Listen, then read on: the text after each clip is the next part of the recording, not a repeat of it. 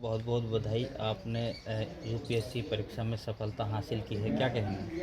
हाँ, बहुत बहुत धन्यवाद। एक तो काफ़ी अच्छा लग रहा है, परिवार में सब खुश है और सब काफ़ी अच्छा फील कर रहे हैं। गांव में परिवार में तो काफ़ी खुशी है उस बात की। कहते हैं कि सफलता का शोर तभी सुनाई देता है जब मेहनत खामोशी से की गई हो। खैरतल तिजारा जिले के इकरोटिया गांव के एक साधारण से घर से ऐसी ही एक गूंज उठी है जिसने पूरे प्रदेश का नाम रोशन कर दिया है। जी हाँ, यूपीएससी की सिविल सेवा परीक्षा में 237वें रैंक हासिल करने वाले नीतीश यादव की कहानी किसी फिल्मी पटकथा से कम नहीं है। लेकिन इस जीत के पीछे एक पिता का वो संघर्ष जो आज हर किसी की आंखें नम कर रहा है। पिता जसवंत यादव, जिन्होंने बेटे की पढ़ाई का खर्च उठाने के लिए दिन में प्राइवेट नौकरी और रात भर खेतों में पसीना बहाया। त्याग की वो मिसाल तो देखिए। खर्च बचाने के लिए पिता ने अपनी थाली की सब्जी तक की कटौती कर दी ताकि कोटा में पढ़ रहे बेटे के सपनों में कोई कमी न आए। आज जब इकरोटिया गांव में नीतीश को फूल मालाओं से लाद दिया गया तो ये सिर्फ एक रैंक का जश्न नहीं बल्कि उस ईमानदारी और सादगी की जीत थी जिसे नीतीश ने कभी नहीं छोड़ा। नीतीश यादव की यह सफलता आज देश के हर उस युवा के लिए संदेश है जो संसाधनों की कमी का रोना रोते हैं। नीतीश ने साबित कर दिया है कि अगर इरादे फौलादी हों तो अभावों के बीच भी सफलता का इतिहास लिखा जा सकता है। आइए देखते हैं हमारे संवाददाता आसिफ खान की एक खास रिपोर्ट। तिजारा जिले के 4 युवाओं ने यूपीएससी में बाजी मारी है। इस वक्त मैं मौजूद हूं किशनगढ़बास विधानसभा क्षेत्र के इकरोटिया गांव में। यहां से इकरोटिया गांव के नीतीश कुमार ने भी यूपीएससी में बाजी मारते हुए 200 जो रैंक है यूपीएससी में उनकी आई है 237वीं रैंक उन्होंने हासिल की है। इस वक्त मैं उनके घर पर मौजूद हूं, ये उनका घर है। आप देख सकते हैं कि बहुत ही साधारण परिवार से नीतीश कुमार बिलोंग करते हैं। उनके पिताजी हैं जो किसान हैं और उन 2 बीघा उनके पास ज़मीन है, उस ज़मीन से ही उनका गुजर बसर चलता है। जिस तरह से नीतीश की मेहनत रंग लाई है उस हिसाब से पूरे परिवार में खुशी का माहौल है। कल से ही यार दोस्त और परिवार साथ ही साथ रिश्तेदारों का तांता लगा हुआ है बधाई देने वालों का। और इस वक्त मैं मौजूद हूँ, ये उन्हीं का नीतीश का घर है। आप देख सकते हैं कि जो नीतीश है वो उन्होंने यूपीएससी में 237वीं रैंक हासिल की है। आप जिस तरह से उनकी मेहनत और लगन काम आई है, क्योंकि उन्होंने हमें बताया कि उन्होंने 5 घंटे पढ़ाई करके ये मुकाम हासिल किया है। चलिए हम नीतीश कुमार से बात करेंगे कि उनका किस तरह से टाइम मैनेजमेंट रहा और क्या पूरी प्लानिंग इस तैयारी के दौरान रही। बहुत बहुत बधाई। आपने यूपीएससी परीक्षा में सफलता हासिल की है, क्या कहेंगे? हाँ, बहुत बहुत धन्यवाद। एक तो काफ़ी अच्छा लग रहा है, परिवार में सब खुश है और सब काफ़ी अच्छा फील कर रहे हैं। गांव में परिवार में तो काफ़ी खुशी है उस बात की। आपका ये दूसरा अटेम्प्ट है, कितने घंटे की मेहनत थी, कितने घंटे पढ़ाई की, क्या टाइम शेड्यूल रहा इस दौरान? रेगुलर 7 से 8 घंटे की पढ़ाई मतलब इसमें थी। मैं एक्चुअली जॉब कर रहा था तो दिन में जॉब और रात को मोस्टली पढ़ाई या सुबह पढ़ाई, तो वही है दिन का लगभग 7 से 8 घंटा कंटिन्यूसली। मतलब ऐसा नहीं कि मतलब बीच में कोई ऐसे ब्रेक वगैरह, कंटिन्यूसली 7 से 8 घंटे मैंने पढ़ाई की है। परिवार में आप अकेले हैं, सिस्टर की शादी हो गई है, पिताजी के साथ और माताजी का किस तरह से सहयोग रहा? आप किसान परिवार से हैं। इनका सहयोग तो शुरू से ही रहा है, क्योंकि शुरू से ही जो मैंने कभी पढ़ने की कहा है कोचिंग या फिर कोटा कुछ भी, तो उन्होंने कभी पढ़ाई के लिए मना नहीं किया। भले ही उन्होंने अपनी लिमिट्स उसकी, भले ही टोटल इनकम से ज़्यादा मेरे ऊपर खर्चा किया, पर उन्होंने मतलब अपना सब कुछ मेरे ऊपर लगा दिया, पर उन्होंने कभी पढ़ाई के लिए मना नहीं किया जहाँ भी जाना था।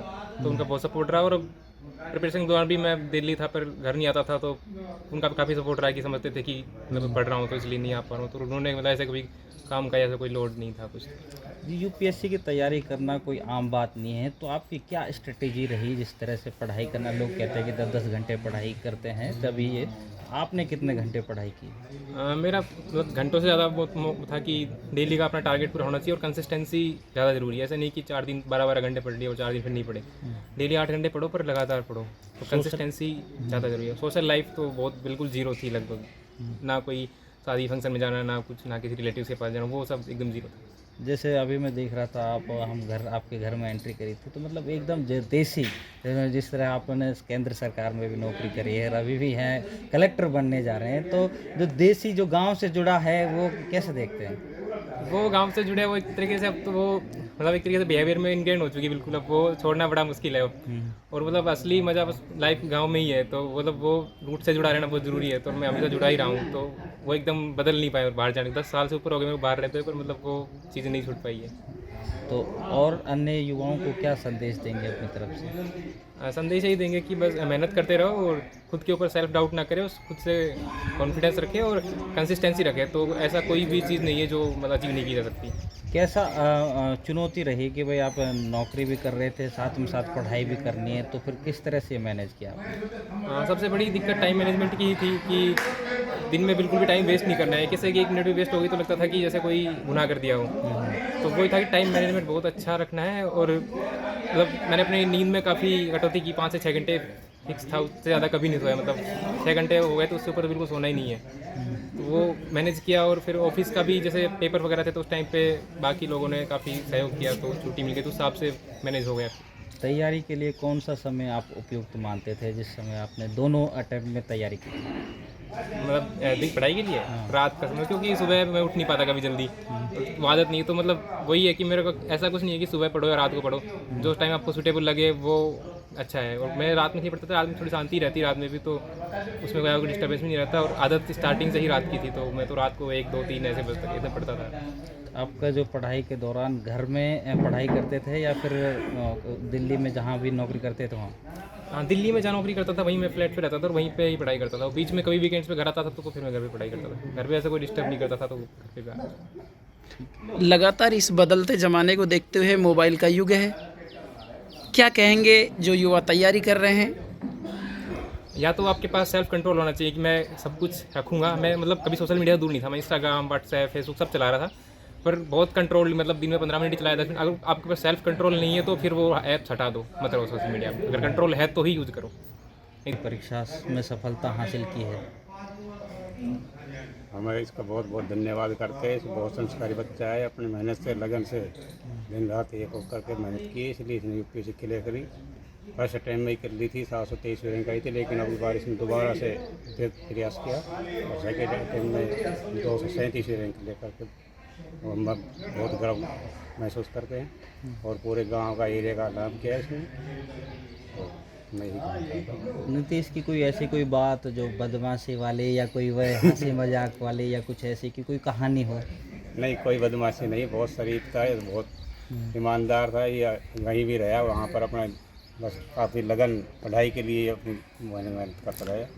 किसी तरह के बकवासबाजी कोई इधर उधर की कोई बात नहीं, कोई अच्छी कहानी हो इनकी, कोई आपको पता हो कि भाई क्योंकि जो बेटा होता है उसके ऊपर उम्मीद बाप की भी रहती है, लेकिन आपको किस तरह से थी? हमें तो ये उम्मीद थी कि आगे चलकर बेटा इंटेलिजेंट है तो अच्छा कोई पद पाएगा। हमें ये उम्मीद नहीं थी IAS बन जाएगा, लेकिन इसकी मेहनत रंग लाई, आज IAS बढ़ गया। लेकिन कितने बच्चे हैं आपके? मेरे एक बच्चा लड़की, एक लड़का है।